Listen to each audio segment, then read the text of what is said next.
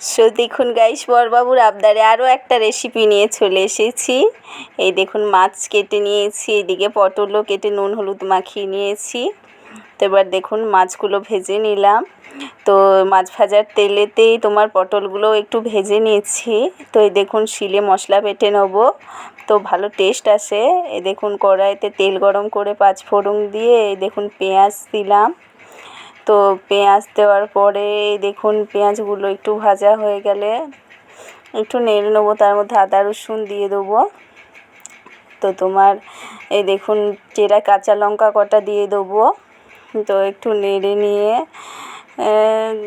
ভালোভাবে একটু নেড়ে নেবো। তাই দেখুন তার মধ্যে একটু টমেটো দিয়ে দেবো। তো টমেটো দিয়ে তার মধ্যে একটু নুন দিয়ে একটু ঢাকা দিয়ে টমেটোগুলো একটু গলতে দেবো। তো এই দেখুন হয়ে গেছে। তো এবার তোমার একটু নেড়ে নেবো ভালো করে।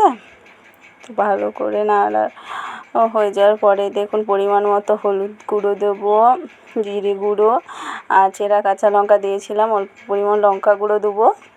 দিয়ে ভালো করে মিশিয়ে নিয়ে দেখুন মশলা কষানো হয়ে গেছে। একটু ভালো করে কষিয়ে নিয়ে সমস্ত দেখুন পটল আলুগুলো দিয়ে দেবো, দিয়ে সমস্তটা ভালোভাবে মিশিয়ে নেব। এই দেখুন ভালোভাবে মেশাচ্ছি, মেশানো হয়ে গেলে এই দেখুন মেশানো হয়ে গেছে। এবার কি সুন্দর কালার হয়েছে দেখুন, একটু ঢাকা দিয়ে দেবো। দেখুন কারণ হচ্ছে তাহলে আলুগুলো পটলগুলো সেদ্ধ হয়ে যাবে। দিয়ে একটু জল দিয়ে দেবো।